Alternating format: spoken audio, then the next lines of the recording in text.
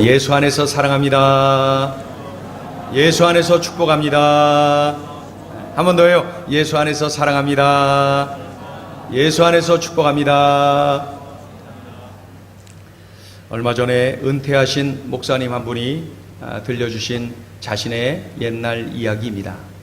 그 목사님이 초등학교 시절에 학교를 이렇게 갔다 와 보니까 집에 먹을 것도 없고 배는 무척 고프고 아주 힘든 시간을 보냈나 봐요. 원체 가난해서 집에 먹을 것 없는 거 당연한데 그날따라 참기 힘든 이렇게 참 배고픔의 고통이 있었나 보죠. 그래서 여기저기 막 찾다가 종자 씨앗으로 묶어둔 고구마, 종자 씨앗으로 묶어둔 고구마, 요거 먹어버리면은 고구마 농사는 끝나는 거예요. 종자 씨앗으로 묶어둔 그 고구마 하나를 빼서 구워 먹었대요. 그랬더니 아버지가 밖에서 들어오신 뒤에 그것 빼먹은 줄 어떻게 아시고 그날 엄청나게 혼쭐을 냈답니다. 종자 씨앗을 먹는다는 것은 우리 생명을 먹는 것이다. 그러면서 막 야단을 막 치셨다는 거예요. 그날 서러워서 엄청 울었대요. 방 안에 들어가서 이불 뒤집어 쓰고 엄청 울었대요. 서글퍼서 울고 배고파서 울고 막 울었대요. 그런데 한참 자다 보니까 누군가가 자기를 만지더래요. 그래서 이렇게 눈을 떠보니까 엄마가 울면서 그 아들을 이렇게 흔들더라는 거예요. 그리고 아무 말씀 없이 삶은 고구마 한 그릇을 이렇게 밀면서 먹으라고 하시더래요. 그래서 그날 눈물 뚝뚝 흘리면서 고구마를 한 그릇 다 먹었답니다. 시작 때부터 고구마 끝날 때까지 눈물을 계속 흘리면서 그렇게 먹었다. 그날 고구마 먹으면서 눈물 흘리는 나를 보고 우리 어머니도 우셨다. 그 은퇴하신 목사님의 옛날 이야기입니다. 많이 가난했던 그 옛날 이야기, 이런 이야기 하면은 여기서 아유 나도 말도 마세요 그러면서 말씀하고 싶은 분들 지금 여기 한 30명 한 300명은 계실걸. 아유 그런 얘기를 하면 나도 말도 못해요 그러면서 그냥 막 이야기하고 싶은 분들 계실 거예요. 어려움, 고난을 이야기하면은 이야기 못할 사람 여기 얼마나 있겠습니까? 어려운 시절 이야기하고 고통의 시절 이야기하면은 여기서 침묵만 하실 분 누가 있어요? 어려운 이야기면 나도 할 얘기 많죠 하면서 털어놓고 싶은 분들 참으로 많이 계실 거예요. 우리들에게 맑은 날만 있지 않고 곤고한 날도 겸해서 있는 것. 우리가 요즘 큐티하면서 전도서에서 그러한 말씀이 있지 않습니까? 맑은 날만 있지 않고 곤고한 날도 번갈아 가면서 있는 것이죠. 그러지 않으면 하나님 의지하지 않는다는 거예요. 그러니까 이 곤고한 날은 하나님께서 우리를 인도하기 위해서, 우리를 바른 길 가도록 하기 위해서 주신 하나님의 훈련 프로그램이다. 하나님의 이끄시는 방법이다 라는 것을 알 수가 있습니다. 그럼에도 불구하고 고난은 싫어요. 이해는 가고 이론적으로는 알겠는데 그럼에도 불구하고 고통은 싫어요. 고통 좋아하는 사람 누가 있어요? 그럼에도 불구하고 우리는 원치 않게도 내 삶의 벼랑 끝에 놓여 있는 것과 같은 어려움에 던져질 때가 있잖아요. 정말 힘들어서 어떻게 해야 될지 전혀 감이 안 잡히고 내가 이 문제를 어떻게 해야 될지 몰라서 이리 뛰고 저리 뛰고 나중에는 뛸 힘도 없잖아요. 될 대로 되라 하지 않습니까? 오늘 주인공 다윗, 그 또한 역시 고통의 세월을 보냈구나. 다윗도 사람이었구나. 다윗도 나와 같이 고통의 세월을 보냈구나 하는 것을 오늘 본문을 통해서 알려주고 있어요. 다윗이 누굽니까? 골리앗을 물맷돌을 던져 때려잡은 그러한 장수 아닙니까? 절체절명의 위기에 놓여있는 이스라엘 민족을 살려낸 사람 아닙니까? 그런 뒤에 싸웠다면 이기는 참으로 패배한 적이 없는 장수가 바로 이 다윗 아닙니까?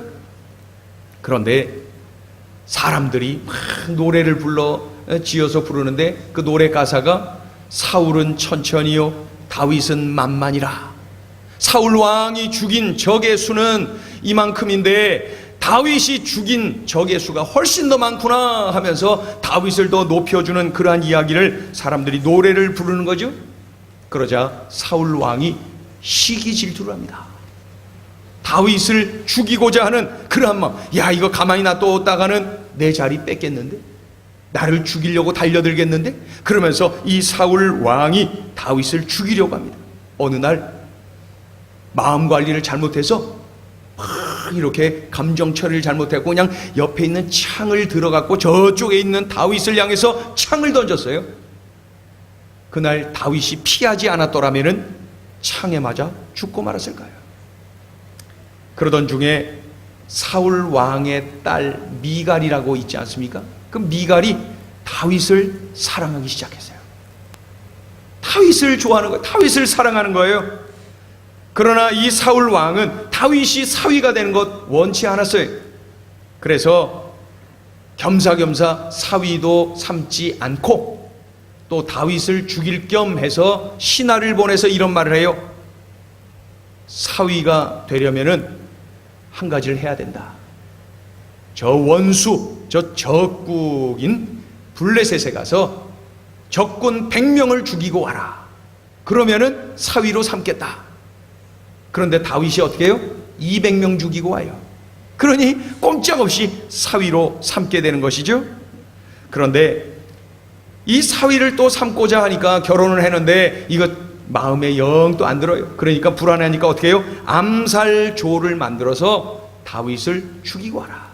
신혼집으로 가서 다윗 죽여라. 그렇게 명령을 내립니다. 그런데 이 소식을 누가 들어요? 미갈, 이 딸 미갈이 들어요. 그러니 자기 남편 된 다윗을 살려야 될 것 아니. 그래서 다윗을 급하게 도망가게 만드는 거예요. 살리려고. 그래서 다윗은 졸지에 망명을 하게 되었어요. 어디 나라로 가야 됩니까? 어느 곳으로 가야 됩니까? 이 이스라엘 땅에 있으면 죽을 것 뻔한데 어디로 가야 됩니까? 그럴 때 떠오른 나라가 바로 이 원수의 나라 블레셋이. 그래서 블레셋의 수도인 가드를 향해서 가는 거예요. 놀랍죠? 어떻게 원수의 나라로 살겠다고 가는 겁니까? 예? 블레셋이 어느 나라예요? 이스라엘의 원수에 끊임없이 싸우는 나라 블레셋. 그리고 이 블레셋의 수도인 가드가 어느 땅입니까? 다윗이 얼마 전에 물맷돌로 쳐 죽인 골리앗의 고향 땅 아닙니까? 그러니 다윗을 원수로 삼고 있는데 그 땅에 그가 들어가다니, 다윗이 갈 때 칼을 들고 갔는데 이 칼이 누구의 칼이에요? 골리앗의 칼이. 야, 이거 죽으러 들어가는 것 아닙니까? 그런데 지금 다윗의 생각은 단순해요. 이스라엘의 원수의 땅에 가면은 그 블레셋 사람들이 나를 받아줄 것이다. 왜냐하면은 원수의 왕을 배신하고 온 것이니까 받아줄 것이다. 이 생각하고 들어간 거예요. 그랬는데 블레셋의 왕을 딱 만나게 되었는데 받아줍니까? 다윗이 생각한 대로 됐습니까? 아니, 전혀 환영받지 못하고 이제 곧 죽을 것 같아요. 주고받는 말을 이렇게 들어보니까 곧 다윗이 맞아 죽을 것 같아요. 그 자리에서 칼로 찔려 죽을 것 같아요. 골리앗이 죽은 것보다 더 비참하게 죽을 것 같아요. 야단났어요. 이때에 살아야 되겠다라고 하는 집념으로 가득한 이 다윗이 벼랑간에 미친 행동을 합니다. 침을 질질 흘려갖고 막 수염 위로 침이 막 흐르게 만들고, 그리고 그 성문으로 가갖고 막 긁으면서 막 이렇게 글 쓰기도 하고 말이죠. 엉뚱한 일을 행하는 것을 볼 수가 있어요. 살기 위해서 미친 사람 흉내내는 거예요. 살기 위해서 가진 방법을 동원하고 있는 것입니다. 어떠세요? 참 슬프지요? 이렇게 다윗처럼 인생이 풀리지 않아서 벼랑 끝에 놓여 있는 분들 이 자리에 계십니까? 혼자서 살기 위하여서 이리 뛰고 저리 뛰고 별의 별 행동을 다 하고 계시는 분 이 자리에 계십니까? 어떻게 해야 됩니까? 정말 이렇게 힘겨울 때는 어떻게 해야 살아날 수가 있는 걸까요? 다윗에게서 그 해답을 찾을 수가 있어요. 다윗의 삶을 통하여서 그 해답을 우리가 찾게 됩니다. 그 해답, 첫째, 혼자가 아님을 명심하라. 우리 같이 한번 따라할까요? 혼자가 아님을 명심하겠습니다. 다윗이 침을 질질 흘리고 혼자서 대문짝 앞에 가고 막 긁으면서 막 그냥 글씨 쓰는 척하면서 미친 사람 연기를 막 하죠. 이 순간 다윗이 얼마나 외로웠을까요? 그 순간 다윗이 얼마나 고독했을까요? 도와주는 사람 한 사람도 없이 다 죽이겠다고 쳐다보고 다윗이 하는 짓거리를 조롱하면서 쳐다보고 있는 그들 얼마나 무서웠을까요? 얼마나 고독했을까요? 얼마나 인생이 힘겨웠을까요? 그런데 바로 그 자리, 그때 그 순간에 그 블레셋의 왕이 소리칩니다. 야, 여기 미친놈을 왜 여기 데리고 와서? 미친 사람 여기 많은데 왜 모자라서 그러냐? 왜 미친놈을 여기 데리고 와서? 그러면서 왕이 소리칩니다. 당장 내쫓으라는 거예요. 당장 내쫓으라. 자, 한번 읽어볼까요? 14절 15절 읽어요. 14절 15절 시작. 아기스가 그의 신하에게 이르되 너희도 보거니와 이 사람이 미치광이로다. 어찌하여 그를 내게로 데려왔느냐? 내게 미치광이가 부족하여서 너희가 이 자를 데려다가 내 앞에서 미친 짓을 하게 하느냐? 이 자가 어찌 내 집에 들어오겠느냐 하니라. 그러니까 내쫓으라는 거예요. 이 미치광이를 당장 내쫓아라. 여러분, 왕에게서 지금 죽여라 그럴 걸로 지금 예측되었는데, 야, 이 미치광이 당장 내쫓아라, 그 소리가 다윗에게는 살 길이 열렸구나, 그 소리로 들렸을 거예요. 야, 이 자리에서 죽지 않겠구나, 살 길이 열려지는구나. 다윗이 그러한 깨달음이 왔을 거예요. 동시에 한 가지를 더 깨달았을 것이 분명해요. 나는 혼자가 아니었구나. 이 자리에 우리 하나님이 나와 함께 계셨구나, 나에게는 하나님이 계셨구나 라고 하는 사실을 그날 다윗은 그 고통의 현장에서 깨닫게 된 거예요. 나에게는 하나님이 계셨구나. 나는 혼자가 아니었구나. 혼자가 아니었구나. 며칠 전에 여러 매체를 통해서 여러분들이 다 보고 들으셨을 거예요. 그 감동운동회라고 하는 제목의 기사, 또는 모두가 1등인 운동회 등등의 제목의 기사를 보셨을 것입니다. 연골 무형성증이라는 참 드문 이러한 병을 앓아서 키가 크지 않은, 키가 아주 작은 지체장애 6급의 초등학생 이야기입니다. 많이들 보셨죠? 이 학생은 가을 운동의 날만 되면은 괴로워요. 달리기를 해야 되는데, 달리기는 뭐 조를 이렇게 짜서 전교생이 다 달리는 것 아닙니까? 그런데 달리기 할 때마다 늘 꼴등이에요. 학년이 올라가고 올라갈 때마다 친구들과의 격차는 더 벌어져 갖고 당연히 꼴등이에요. 더 아주 그냥 차이가 많이 나면서 꼴등인 것입니다. 그래서 이 학생에게 있어서 운동의 날은 정말 고통의 날이에요. 상처받는 날이었어요. 그런 중에 6학년이 되었어요. 이제 초등학교 마지막 운동의 날을 맞이했고, 또 변함없이 5명이 조를 짜서 이제 쭉 서서 출발 사인과 함께 달리기가 시작됐는데, 예측했던 대로 늘 그랬듯이 꼴등, 아무리 애써도 조금밖에 못 가니까 막 아이들은 막 달리는 것이죠. 얼마나 슬픈, 나는 오늘도 이렇게 상처를 받는구나, 나는 오늘도 이렇게 괴로움의 시간을 보는구나, 많은 이들이 나를 보고 있을 텐데 하면서 그렇게 위축되어서 달리고 있는 그때에 벼랑간에 결승선이 다가오는 그때 이 4명의 친구들이 갑자기 뒤를 돌아서 그 친구에게로 막 달려오는 거예요. 그래서 손을 막 잡는 거예요. 손을 잡고 함께 일렬로 서서 하나 둘 해가면서 결승선을 함께 통과했어요. 결승선을 함께 통과했어요. 달리면서 이 친구가 막 우는 거예요. 울면서 달리는 거예요. 자기와 함께 해준 친구들이 너무 고마워서 울었어요.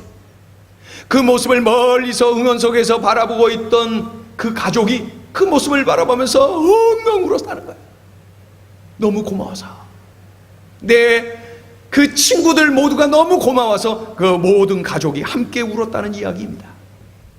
여러분, 초등학교 친구들이 함께 했는데도 저렇게 감동적이에요. 그 몇 살 안 된 초등학교 친구들이, 그 어린이들이 함께 했는데도 저렇게 마음이 든든하고 위로가 되고 격려가 되고 감격스러워요. 그런데 하물며 전능하신 하나님이, 하물며 정말로 나를 뜨겁게 사랑하시는 하나님이 나와 함께 하신다면 우리가 낙심할 일이 어디 있습니까? 우리가 염려하고 두려워 떨 일이 어디 있겠습니까? 이러한 하나님이 함께 하시는 삶, 그러한 삶이 바로 하나님의 자녀들의 삶이요, 우리 그리스도인들의 삶인 것입니다. 이것을 날마다 느끼고 만지고 체험하며 사시기를 주의 이름으로 축원합니다.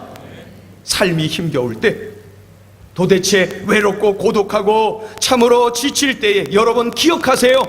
나는 혼자가 아니다. 나에게는 하나님이 계시다.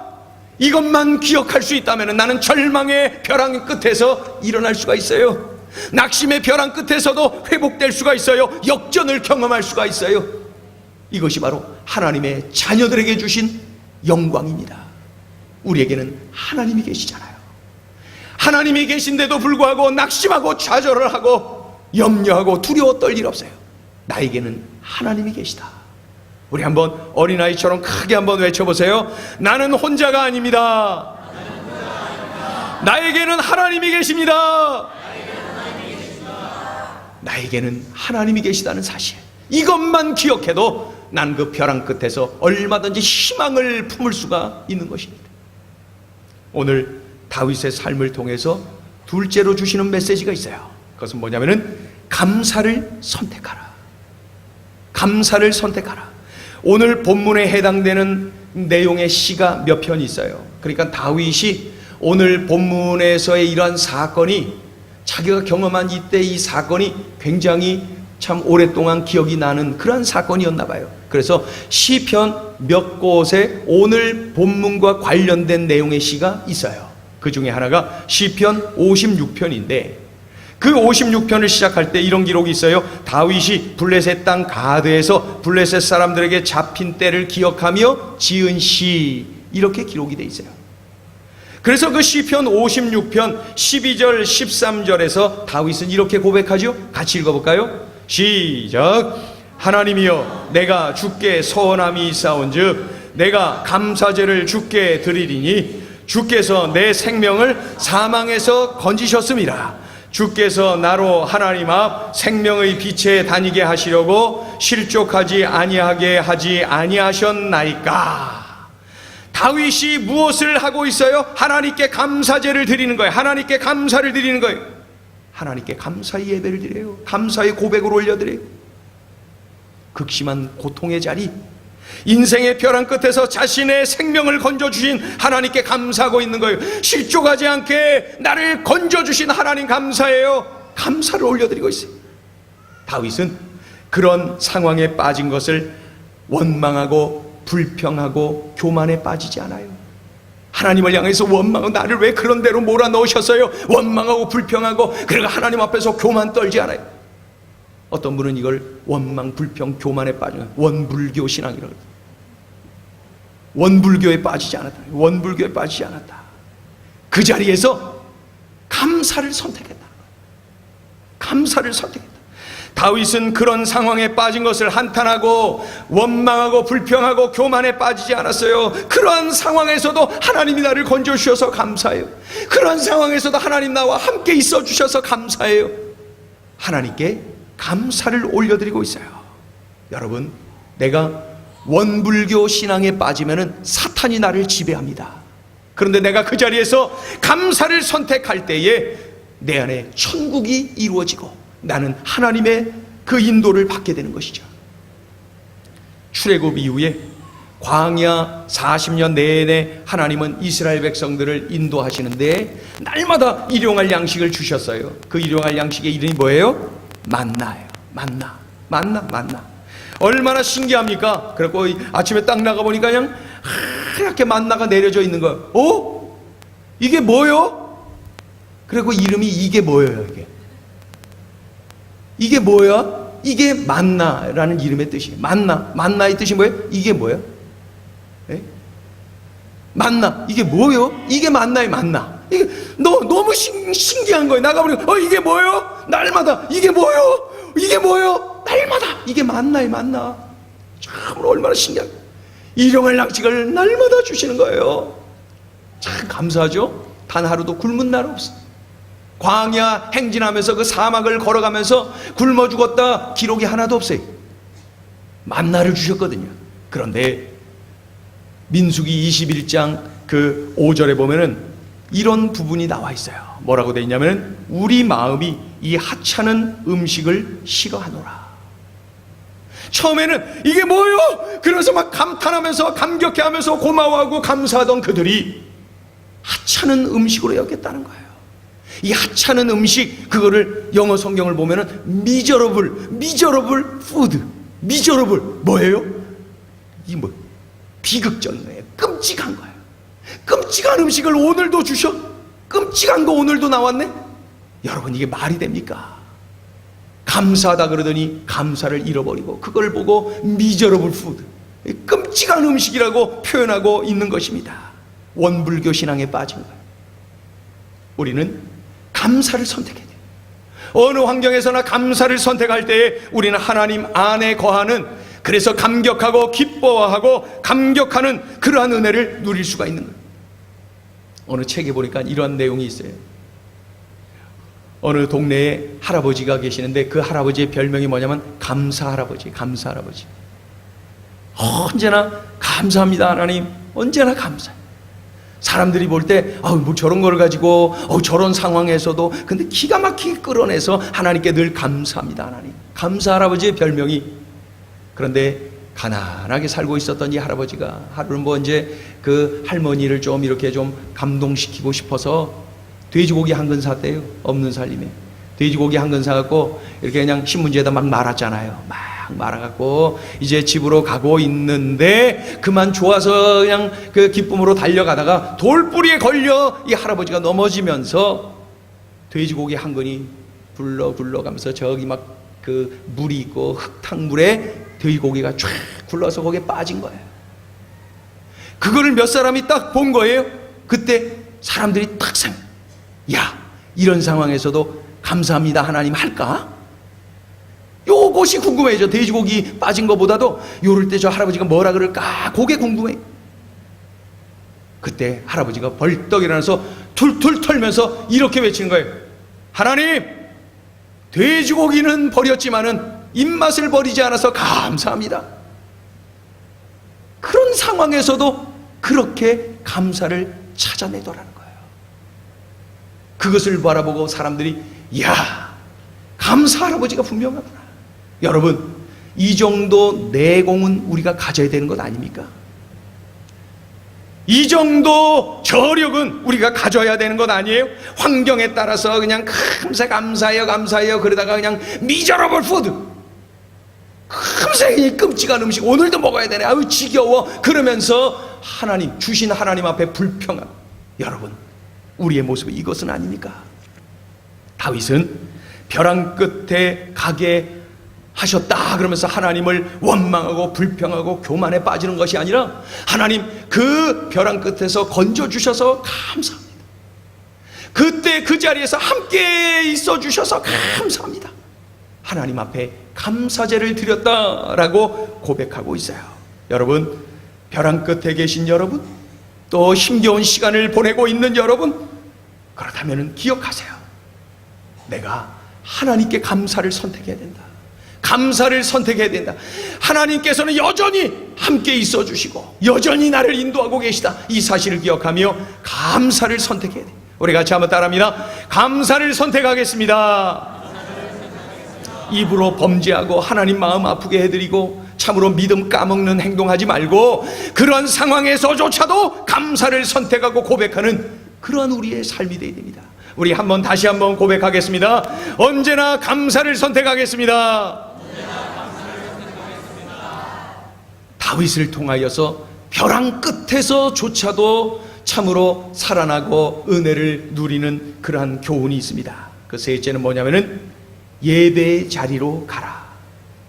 예배의 자리로 가라. 예배의 자리로 가라. 오늘 본문에 해당되는 시가 또 있다니까요.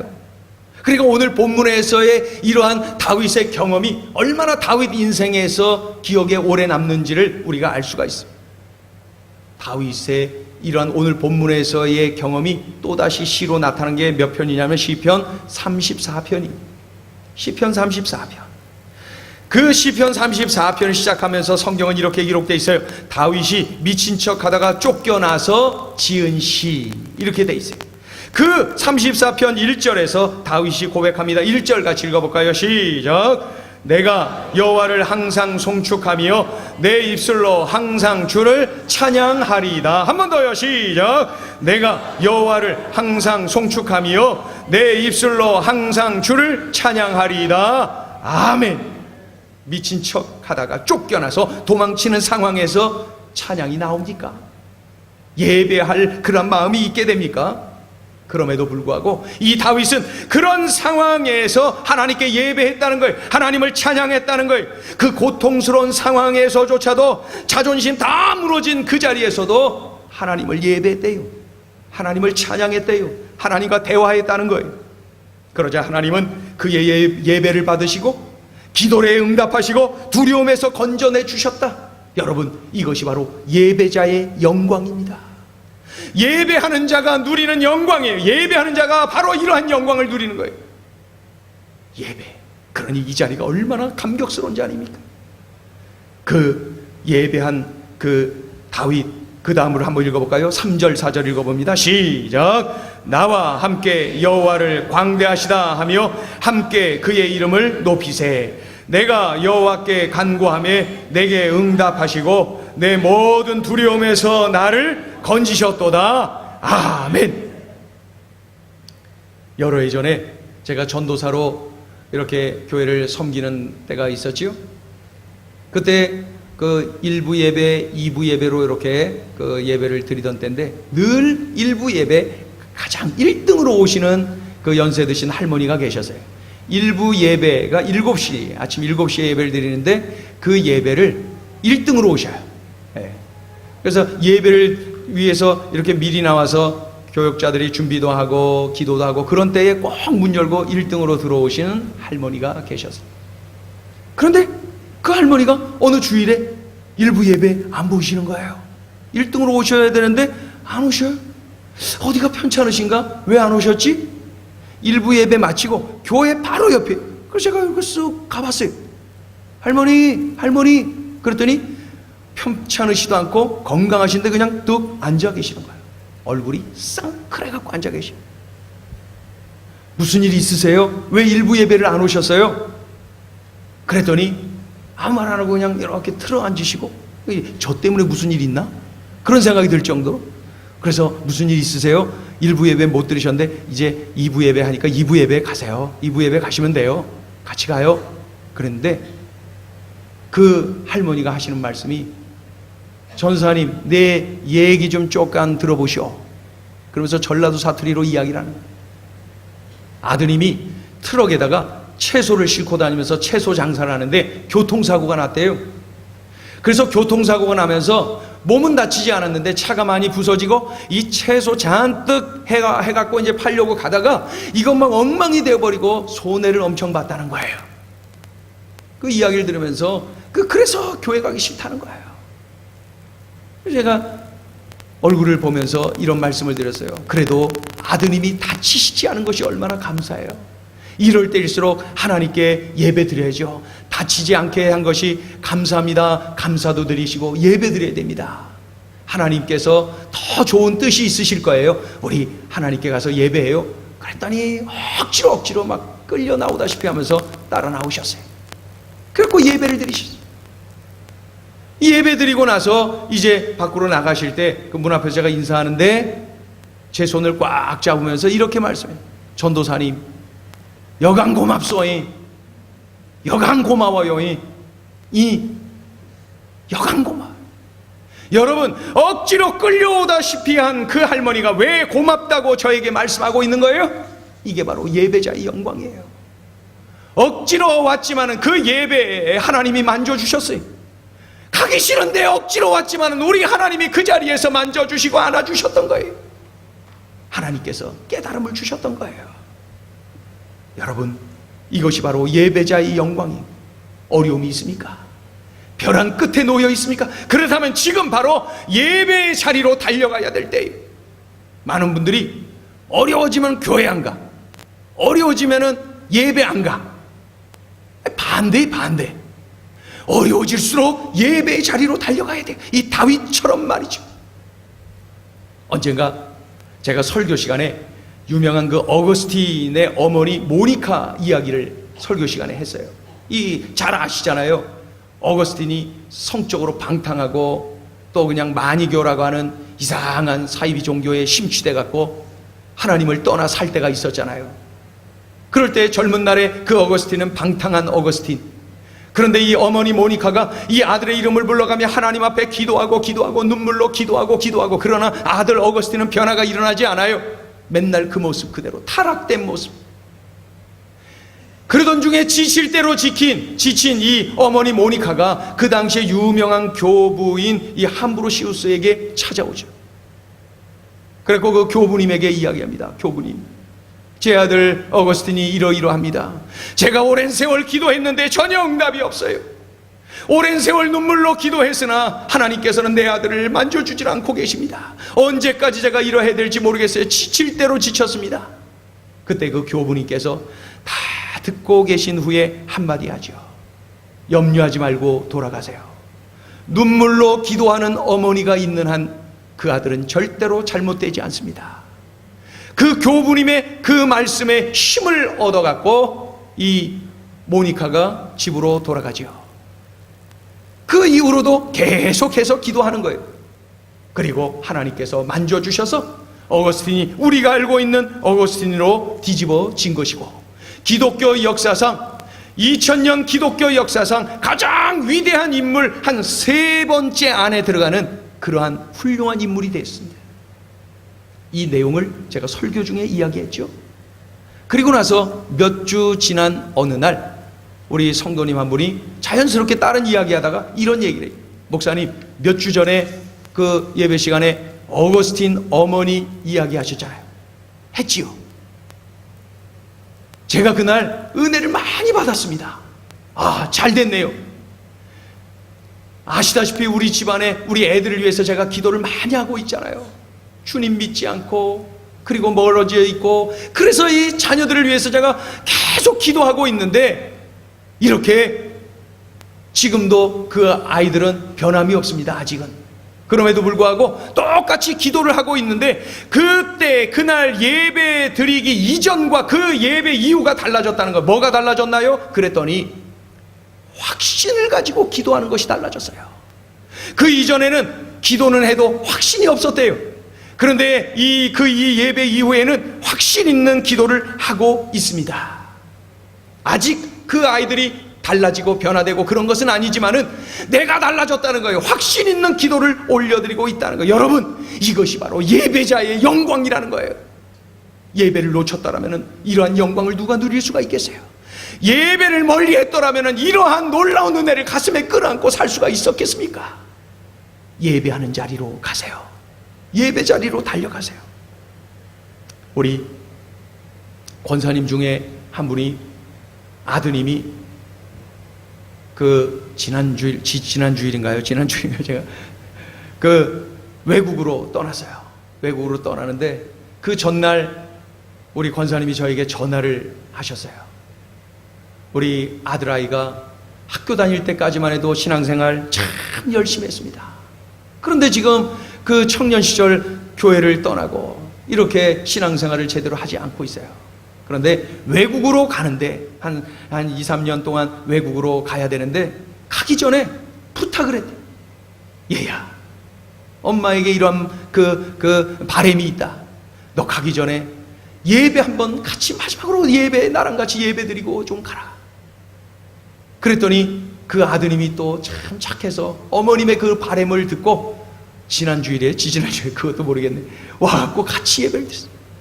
같이 예배 드리기 전에 목양실로 와서 같이 제가 기도하고 그리고 함께 이곳에 와서 예배 드리고 그리고 떠났어요.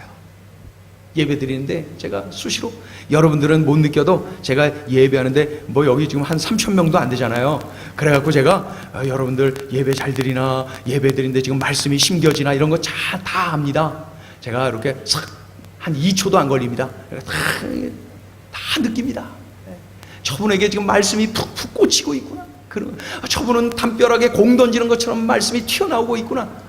저분은 마치 시골 논바닥에 그냥 지나가다가 그냥 개구리 잡느라고 돌 던져갖고 그냥 그 돌이 그냥 진흙탕에 그냥 폭 빠지는 것처럼 말씀이 폭폭 들어가고 있구나. 그것이 막 느껴진다니까요. 지금 이 말도 튀어나오는 분이 계시네. 그런데 그날 그 아드님은 정말 예배 잘 드렸어요. 그날 그 아드님은 정말 깊이 빠져서 예배드렸어요. 제가 혼자 상상하기는 이렇게 상상했어요. 내가 우리 어머니 따라서 진작 나와서 이 예배 참여할 걸.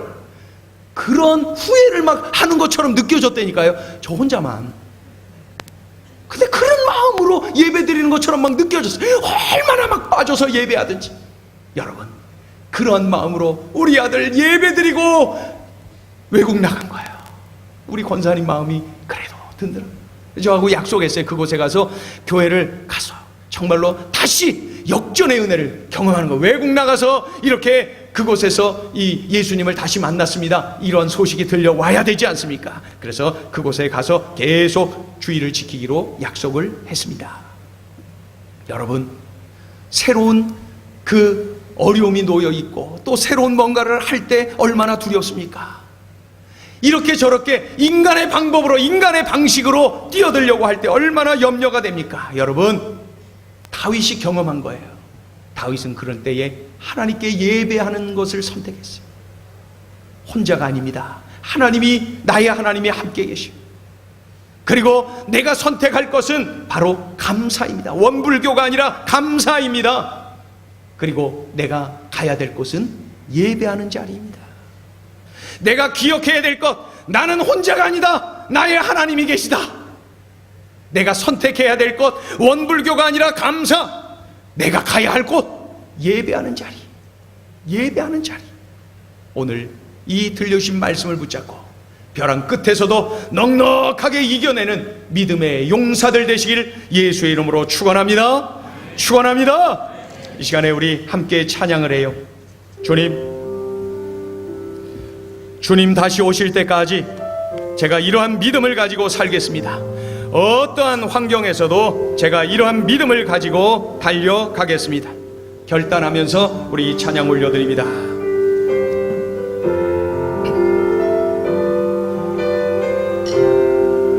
주님 다시 오실 때까지, 주님 다시 오실 때까지 나는 이 길을 가리라.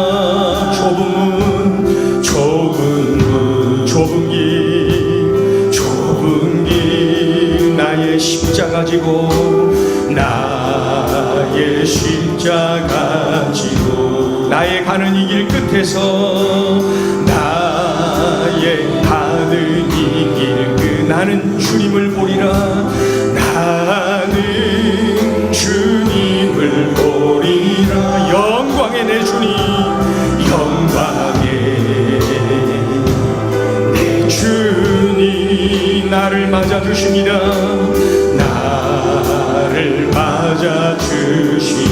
주님 다시 오실 때까지, 주님 다시 오실 때까지 나는 일어나, 나는 일어나 달려가리라.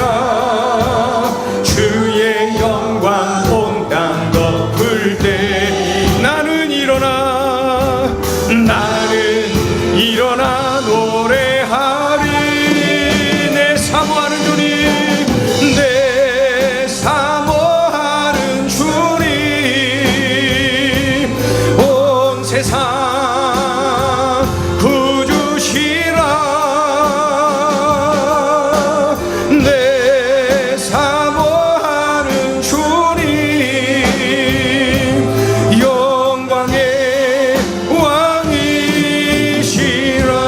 주님 다시 오실 때까지, 주님 다시 오실 때까지 나는 이 길을 가리라. 좁은 길 나의 십자가 지고, 나의 십자가 지고, 나의 가는 이 길 끝에서, 나의 가는 이 길, 나는 주님을 보리라. 나는 주님을 보리라. 영광의 내 주님, 영광의 내 주님 나를 맞아주십니다. 나를 맞아. 우리 다같이 일어나셔서 찬양합니다. 주님 다시 오실 때까지, 주님 다시 오실 때까지 나는 일어나, 나는 일어나 달려가리라. 주의 영광 온 땅 덮을 때 나는 일어나 노래하리. 나는 일어나 노래하리. 내 사모하는 주님, 온 세상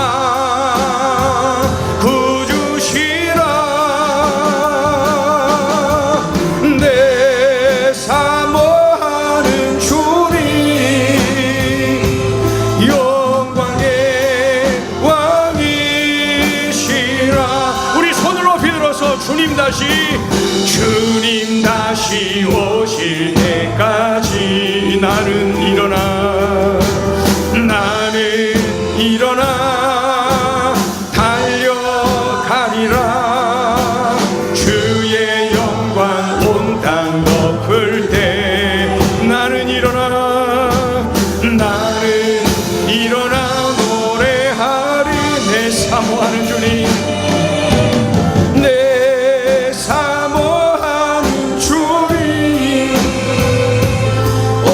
세상 구주시라. 내 사모하는 주님, 영광의 왕이시라. 이 시간에 우리가 함께 기도하길 원합니다. 삶이 만만하지 않지요? 그래서 힘들고 어렵고 내 뜻대로 내 원대로 되지 않아서 지쳐있는 분들 계시지요? 이 자리에서 다윗이 어떻게 일어날 수가 있었고, 다윗이 어떻게 역전을 경험할 수가 있었는지 오늘 들려주신 말씀을 붙잡고 내 삶에 적용하는 것입니다. 주님, 저도 이렇게 살기를 원합니다. 기억하겠습니다. 나에게는 하나님이 계시다. 나는 혼자가 아니다. 그리고 선택하겠습니다. 원불교가 아니라 감사를 선택하겠습니다. 그리고 가겠습니다. 예배의 자리로. 오늘 이러한 삶을 살아서 어떠한 벼랑 끝에 놓여지든지 간에 역전의 은혜를 누리고 다시 일어나 우리 하나님께 영광 돌리는 삶, 수많은 이들에게 하나님을 자랑하고 간증하는 삶 살기로 결단하는 이 자리가 되길 원합니다. 우리 합심하여서 마음 모아서 간절히 함께 기도하겠습니다. 할렐루야. 하나님 아버지, 은총을 감사합니다. 이 자리를 인도하여 주시고 우리 하나님 앞에 이렇게 기도하게 하시니 감사해요. 하나님 아버지, 지칠 대로 지치고 두려워하고 염려하고 아버지 하나님여 생명의 위협을 느끼고 절망하는 그 자리에서 하나님이 함께 하셨구나, 나에게는 하나님이 계셨구나, 이 사실을 깨닫게 되고 감사를 선택하고 예배하는 자리로 갔습니다. 하나님 아버지, 이런 다윗을 본받아서 아버지 하나님, 우리들도 수시로 밀려오는 고난의 자리, 수시로 밀려오는 절망과 낙심의 이러한 환경 주여 뛰어넘어서 능히 이기고도 남음 있도록 주여 역사하여 주시옵소서. 하나님 아버지, 삶이 만만하지가 않아요. 삶이 내 맘대로 되질 않아요. 수시로 낙심하게 되고 좌절하게 됩니다. 하나님 아버지, 또한 기도하다가 지쳐있기도 합니다. 아버지 하나님이여, 이제 이 말씀을 붙잡고 확신을 가지고 기도하게 하시고 담대하게 하나님께 매달려 기도하는 하나님의 귀한 자녀들 되게 하여 주시옵소서. 주님 다시 오실 때까지 아버지 하나님의 이런 믿음의 행진을 해나가게 하여 주옵소서. 주시옵소서. 하나님이 함께 하심을 믿고 감사를 선택하며 예배하는 자리로 달려가며 날마다 우리 하나님께 영광 돌려드리는 우리의 삶이 되게 하여 주옵소서. 하나님을 의지합니다. 우리 아버지 의지합니다. 우리 아버지 역사하시고 영광을 받아주시옵소서. 하나님 꼭 이렇게 살아내는 우리의 삶이 되게 하여 주시옵소서. 꼭 이렇게 살아내게 하여 주옵소서. 하나님, 우리 가정 안에 일고 있는 수많은 염려거리, 우리 가정 안에 있는 수많은 이러한 낙심과 좌절의 풍랑, 아버지 하나님이여 믿음의 눈을 뜨게 하시고 믿음으로 선택하게 하시고 믿음으로 행진하게 하시고 믿음으로 승리하게 하여 주시옵소서. 하나님을 찬양합니다. 우리 하나님을 찬양합니다. 우리 하나님을 찬양합니다. 하나님 찬양합니다. 우리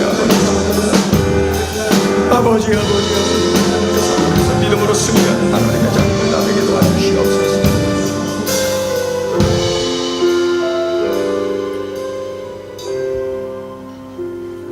하나님 아버지, 맑은 날만 있으면 참 좋겠는데 궂은 날이 있고 곤고한 날이 밀려오곤 합니다. 하나님, 그런 때에 어떻게 해야 될지 몰라 낙심하고 좌절하고 울기도 많이 울어봅니다. 하지만 주님, 오늘 들려주신 이 말씀, 어떻게 하면 벼랑 끝에서도 믿음으로 승리할 수 있는지를 일러주셨사오니 이 말씀 꼭 기억하며 명심하며 나의 삶에서 이 말씀을 실천하여 승전보를 울리게 하여 주시옵소서. 하나님 아버지, 사람들에게 말 못하고 어려워 낙심하고 좌절하는 이들도 있어요.